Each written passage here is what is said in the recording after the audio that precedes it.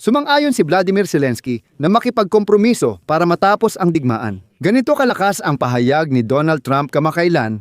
Kasunod nito ay lumabas sa media na pumayag si Zelensky na ibigay sa mga Ruso ang Donbas at i-withdraw ang sandatahang lakas ng Ukraine roon. Bilang kapalit ng kasunduan sa Estados Unidos, ilalaan ang $800 bilyong para sa muling pagbangon ng Ukraine at gagawin ang Donbas bilang malayang economic zone. Bukod pa rito, sinasabing makakakuha ang Ukraine ng mga garantiya sa seguridad mula sa Estados Unidos ng Amerika kasama ng mga tropang Europeo sa ating teritoryo. At maging ang malayang kalakalan na walang taripa sa Amerika ay mukhang isang napakagandang alok. Ang paketeng ito ang tinatalakay ngayon sa Abu Dhabi ng delegasyon ng Ukraine, Amerika at Russia. Ayos sana pero nagbago matapos magkita sina Steven Witkoff at Jared Kushner kay Diktador Vladimir Putin sa Moscow. Sabi ng Kremlin, titigil lang ang agresyon sa Ukraine kung may kasunduang base sa napag-usapan ni Trump at Putin sa Anchorage. Ito ay ganap na pagsuko ng mga teritoryo ng Ukraine sa Russia. Ngayon, nang pinagsama ang dalawang bahagi ng palaisipan, may ilang Ukrainian media na nagsabing pwede sanang natapos ang digmaan noong Agosto pa. Dahil sa huli, napunta rin si Zelensky sa sinasabi ng mga Ruso noong Agosto. Ibig sabihin, doon din sa tinatawag na formula ng Anchorage. Hindi ito ang totoo. At ang impormasyon mula sa Reuters na binanggit ng mga Ukrainian na mamamahayag ay hindi rin tungkol dito. Sinubukan ng Reuters na ipaliwanag kung ano ang formula ng Anchorage. At doon sinabi nila na iginigiit ni Putin ang pag-atras ng sandatahang lakas ng Ukraine mula sa mga rehiyon ng Donetsk at Luhansk. Sinabi niya ito noon pang Agosto ng nakaraang taon. At ngayon naman, ayon sa impormasyon ng Carrera de Lucera, pumapayag si Zelensky na isuko ang mismong Donbas kapalit ng pera at mga garantiya. Ang dalawang pirasong ito ay nagsasabing sana natapos na ang digmaan noong Agosto ng nakaraang taon. Ayusin natin at sagutin ang tanong. Totoong ipinagbili ba ni Vladimir Zelensky ang Donbas kapalit ng $800 bilyong? Ako, si Alexi Pechi. Talakayin natin ang paksang ito. Pero bago magsimula, paki-subscribe sa channel na ito, mag-like, mag-komento, at i-follow ang aking Telegram channel na Pechi News. Ang link ay nasa video description. Doon natin makukuha ang mabilis na balita habang nangyayari. Ipinagpalit ni Volodymyr Zelensky ang Donbas para sa seguridad at pera.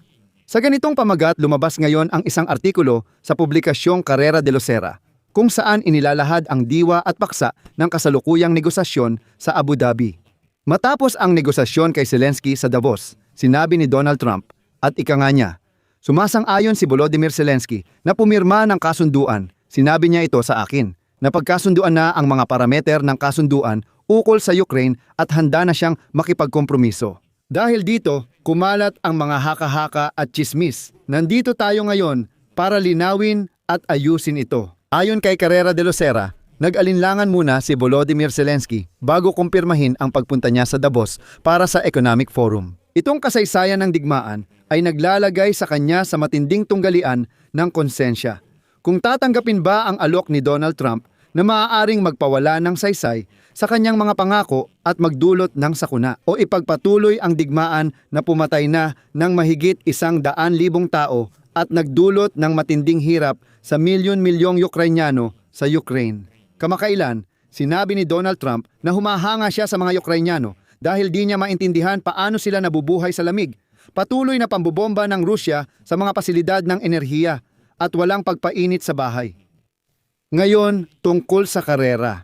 Sabi ni De Lucera, malinaw na may nangyayari sa mga pagpupulong. Kahapon sa World Economic Forum, nag-usap ng 1 oras sina Zelensky at Trump at pareho silang umalis na hindi nakasimangot. Walang pinirmahang dokumento, walang alitan, at mukhang bukas si Zelensky. Sabi niya, finish line na tayo, laging mahirap pero positibo ang araw. Paalala, noong Martes sa Davos, nagkita sina Steven Witkoff, Jared Kushner at Kirill Dmitriev, negosyador ni Vladimir Putin. Pagkatapos, sina Witkoff at Kushner ay nakiusap sa negosasyon ni Trump at Zelensky bago lumipad sa Moscow para kay Putin. Noong umaga ng Enero 23, lumipad ang mga Amerikano papuntang Abu Dhabi para sa unang direktang negosasyon. Pinamumunuan ni Kirill Budanov, dating pinununo ng intelihensya at ngayoy hepe ng opisina ng presidente ang delegasyon ng Kyiv. Sina Dmitriev at Igor Kostyukov, hepe ng militar na intelihensya, ang namumuno sa delegasyon ng Russia. Ngayon, tututukan natin ang mahalagang bahagi, ang karera ni Dmitriev sa kanyang pamumuno sa mga negosasyon. Sa kanilang mga portfolio, may dala ang mga negosyador na hindi bababa sa 4 na magkakaibang dokumento na sa teorya ay dapat bumuo ng isang kasunduang pangkapayapaan. Ang una ay ang tinatawag na pundasyong teksto ng buong pakete, pagkatapos ay sumusunod ang 3 mahahalagang bahagi. Ang pinakamapanganib para kay Zelensky ay ang pagbibigay sa Russia ng bahagi ng Donbas na gusto ni Putin. Ang teritoryo ay ipapasa raw de facto, hindi de jure. Narito ang kasunod na sipi. Para kay Zelensky, delikado ang konsesyong ito dahil tutol ang karamihan ng Ukrainian. Kapag isinuko niya ang mga kuta sa Donetsk, malalagay siya sa panganib ng bagong opensiba ng Russia patungong Dnipro at Odessa. Ito ang katapusan ng malayang Ukraine dahil mawawala ito ng akses sa Dagat Itim at kailangan ng pahintulot ng Russia para mag-export. May 2 konsesyon na inaalok ng Amerika para matulungan siyang harapin ang malaking panganib na ito. Sa dokumento, inilalarawan ang plano ng pampubliko at pribadong pondo na nagkakahalaga ng $800 bilyon para sa muling pagbangon at pagpapaunlad ng Ukraine, pinangunahan ni Larry Fink. Sa ikalawang dokumento, tatanggap ang Kyiv ng seguridad mula Amerika bilang suporta sa mga tropang Europeo na papasok sa Ukraine. Kailangang isuko ni Zelensky ang ilang teritoryo kapalit ng pera at depensa mula kanluran. Ngunit maraming tanong pa ang dapat pag-usapan. Sinabi ni Pangulong Alex Stubb ng Finland na may dokumento ukol sa pagkakasunod-sunod. At ito ang pangunahing mahalagang dokumento sa yugtong ito ng negosasyon. Ibig sabihin, parang nais ng iba na ibigay muna ng Ukraine ang Donbas bago makuha ang garantiya at pera, pero gusto ng Ukraine ay baligtad ang proseso. Ayon sa dokumento, ibibigay muna ang Donbas bago pumirma ang mga Amerikano sa mga dokumentong naglalaman ng garantiya at pondo para sa muling pagbangon. Sinabi rin ni Stubb na ang plano para sa muling pagbangon na nagkakahalaga ng $800 bilyong ay nasa papel pa lang at wala pang totoong pera. Hindi rin malinaw kung tatanggapin ni Putin ang mga garantiya sa seguridad na kinabibilangan ng paglalagay ng mga tropa ng NATO sa Ukraine. Ngunit kung wala pang sagot sa 2 tanong, hinihiling na ng Amerika na isuko natin ang Donbas. Ayon sa dokumentong ito, sinasabing magiging maayos ang lahat pagkatapos. Wala ring super sensational na balita rito. Dapat nating maintindihan na normal lang ito sa takbo ng usapan sa karera ng DLSR. Nagsimula ito sa Geneva noong nagtagumpay ang Ukraine at Europa sa negosasyon kay Marco Rubio noong Nobyembre 23 na alisin ang lahat ng di katanggap-tanggap na probisyon mula sa 28 puntos ng mga Ruso at paikliin ang plano sa makatwirang 20 puntos. 2 buwan nang sinusubukan ni Zelensky at ng kanyang team na baguhin ang posisyon ni Donald Trump tungkol sa Donbas. Ito yung mga panahon na, kung natatandaan ninyo, sina Trump at Zelensky ay nagsabi na tapos na ang kasunduan ng 70%, 10% na lang ang natitira. Ito mismo ang usapin tungkol sa Donbas.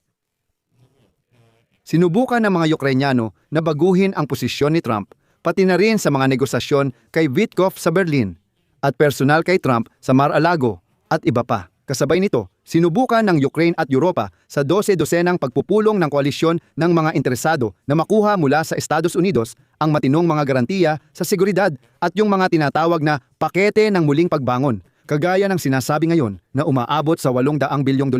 Ito ang naging resulta. Hindi nila nabago ang posisyon ni Donald Trump sa Donbas, pero nagtagumpay sila sa pagkuha ng matinong garantiya sa seguridad at mga pakete ng muling pagbangon. May kakaibang detalye dito na ilang beses ko nang nabanggit sa mga episode ko. Ang ideya ay si Donald Trump ang pipirma sa mga garantiya ng seguridad at package ng muling pagbangon na nagkakahalaga ng $800 bilyon sa Davos Economic Forum. Kasama ang mga lagda, sina Steven Witkoff at Jared Kushner ay dapat lilipad sa Moscow para kay Putin. Ibig sabihin, mula sa puntong iyon, may mga lagda na sa mga garantiya at package ng muling pagbangon para sa Ukraine. Pero hindi ito pinirmahan ni Trump. Sa negosasyon sa Abu Dhabi, handa na ang mga dokumento sa seguridad at muling pagbangon ng Ukraine na nagkakahalaga ng P800 pero wala pa ring pirma ng Estados Unidos, kaya nagkakaroon ng deadlock. Sinasabi ng Ukraine na handa silang pag-usapan ang issue ng Donbas. Gaano man ito kapait, pero kapag may mga dokumento na talagang pirmado tungkol sa mga garantiya at pera. Ibang pagkakasunod-sunod ang alok ni Trump, kaya mahalaga ang paglilinaw ni Pangulong Stubb ng Finland sa dokumento. Sabi nila, nangangako ang Estados Unidos na pipirma sa mga dokumento ng garantiya at pera agad pag pumirma ang Ukraine sa pagsuko ng Donbas. Sa huli, ganito ang nangyayari. Hindi pa pwedeng pag-usapan ng Ukraine ang tungkol sa Donbas ngayon dahil hanggang salita lang ang mga garantiya mula sa Estados Unidos at wala pa sa papel at hindi pa pinipirmahan ng Estados Unidos ang mga dokumentong iyon. Ayaw ni Putin sa presensya ng kanluraning tropa sa Ukraine na binanggit sa deklarasyon ng koalisyon na gustong tumulong. Ganito naging komplikado ang palaisipan. Pagkatapos ng pagpupulong nina Steven Vitkova at Jared Kushner kay Putin sa Kremlin, inilabas na ang kanilang mga kondisyon. Sa kinalabasan ng pagpupulong, binigyang diin ng tagapayo ng pinununo ng Russian Federation na si Yuri Ushakov na ang tanging paraan para magkasundo sa pangmatagalang kapayapaan ay ang pagresolba sa issue ng teritoryo ayon sa formula ng Anchorage, na naglalaman ng pag-atras ng mga tropang Ukrainian mula sa Donetsk na rehiyon. Kasabay nito, patuloy si Ushakov sa pagsisinungaling na interesado ang mga Ruso sa diplomatikong solusyon sa digmaan sa Ukraine. Heto ang kanyang sinabi, ngunit wala pa ito ngayon. Magpapatuloy ang Russia na pursigidong tuparin ang mga layunin na itinakda bago ang espesyal na operasyong militar, mga layunin mismo sa larangan ng labanan, kung saan hawak ng mga puwersang Ruso ang estratehikong inisyatiba. At pagkatapos ng lahat ng ito, ipinaliwanag ng Reuters kung ano ang Anchorage formula na binanggit ni Ushakov. Ayon sa isang source ng ahensya na malapit sa Kremlin, ang formulang ito ay tumutukoy sa pag-atras ng sandatahang lakas ng Ukraine mula sa Donetsk region na hawak nila ngayon para mapunta sa Russian Federation at mga mananakop ang buong kontrol. Kapalit nito, nangako ang mga Ruso na i-freeze ang kasalukuyang linya ng labanan sa timog at silangan. Ibig sabihin, aalis ang sandatahang lakas ng Ukraine mula sa Donbas at i-freeze ng mga Ruso ang natitirang linya. At dito, medyo nabaliw ang mga Ukrainian na media ngayon nang nagsimula silang magsulat na parang sa ganitong mga kondisyon, pwede sanang natapos na ang digmaan noon pang Agosto. Ayon sa Carrera de la Sera, si Zelensky ay mukhang pumapayag na sa formula ng Anchorage. Ang tinutukoy ng mga kasamahan ko ay materyal mula sa Reuters. Kung babasahin mo ang orihinal na Ingles, hindi sinabi ng Reuters iyon. Wala namang sinabi doon na pwedeng matapos ang digmaan o kung bakit hindi pwedeng matapos. Dahil ang Anchorage formula, iyan mismo ang 28 puntos ng peace plan na kalaunan ay inilatag sa plano ni Vitkova Dmitriev na nalaman natin noong Oktubre. Nirepaso ng delegasyon ng Ukraine at mga Amerikano ang plano at naging 20 puntos na lang ito. Ang Anchorage formula na ito ay ilang beses nang binago nitong mga buwan at dito rin kinuha ang mga garantiya ng seguridad at dokumento para sa muling pagtatayo ng Ukraine na nagkakahalaga ng $800 bilyon. Kaya nakakagulat basahin sa Ukrainian media na posibleng natapos na ang digmaan noon, pang-Agosto. Itong naratibong ito ay napakadelikado dahil nagkakaroon ng impresyon na parang kung hindi dahil sa Ukraine, kung hindi dahil kay Zelensky, matagal nang natapos ang digmaan. Pwede naman sanang natapos agad lahat base sa Anchorage formula noong Agosto pa. Kalokohan lang iyon, wala namang ganoon sa Reuters. Ganito na ngayon ang sitwasyon sa negotiation. Tulad ng nakikita ninyo, marami pang hindi natatapos. Maraming bagay na hindi pa napagkakasunduan ng lahat ng panig at alam mo na, lahat ay nakasalalay sa issue ng seguridad. Kaya dito muna ako titigil. Hintayin muna natin ang resulta ng negosasyon sa Abu Dhabi. Saka natin pag-usapan ulit ito sa susunod na episode. Paalam muna mga kaibigan, isulat ninyo ang inyong opinyon at mga saloobin tungkol dito sa mga komento sa ilalim ng episode na ito. Kung gusto ninyong suportahan ang channel na ito sa YouTube, kung sakaling naging interesante para sa inyo ang episode na ito. At sana ay naipaliwanag ko ng maayos ang lahat. Pwede ninyong gawin ito sa donasyon o pag-subscribe gamit ang mga link at detalye. Sa description ng video na ito, nakasulat doon na suportahan ang channel ni Alexi Pechi. Pumili kayo ng kahit anong format na komportable para sa inyo. Magiging lubos akong nagpapasalamat sa kahit anong suporta ninyo at mag-subscribe din kayo sa aking Telegram channel na Pechi News. Nasa description din ang link. Hanggang dito na lang. Ingatan ninyo ang inyong sarili. Paalam sa lahat.